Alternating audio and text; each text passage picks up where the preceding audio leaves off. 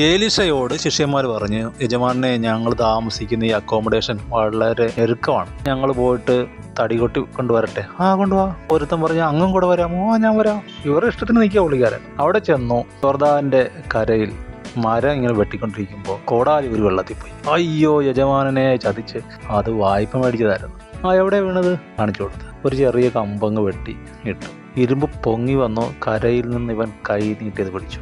എന്നിട്ട് ഇവർ പിന്നെ ചെയ്ത് എഴുതിയിട്ടില്ല. പക്ഷേ എന്താ സംഭവിച്ചത്? ഇവർ പറഞ്ഞു, യജമാനെ, നമുക്ക് തിരിച്ചു പോവാം. അപ്പോൾ എലീശ ചോദിച്ചപ്പോൾ മരം പോയിട്ടണ്ടേ, അക്കോമഡേഷൻ വലുതാക്കണ്ടേ? വേണ്ട, ഞങ്ങൾക്ക് ആ ഞെരുക്കത്തിനകത്ത് സംതൃപ്തിയാണ്. അവിടെ ഞങ്ങൾക്ക് പഠിക്കാൻ പലതുണ്ട്, ഞങ്ങൾക്ക് അത് മതി. കർത്താവ് ഞെരുക്കത്തെ വിശാലമാക്കും. അത് ഈ ലോകം കാണുന്ന പോലെയല്ല, അതിനപ്പുറമായ അവൻ അത്ഭുത മന്ത്രിയാണ്, ആലോചനയിൽ അതിശയമുള്ളവനാണ്. ഈ ലോകത്തിന്റെ മണിമാളികയെ ലജ്ജിപ്പിക്കുന്നതാണ് അവന്റെ കൂടാരം. ലോകത്തിന്റെ വിശാലതയേക്കാൾ ദൈവത്തിന്റെ ഞെരുക്കം നല്ലത്.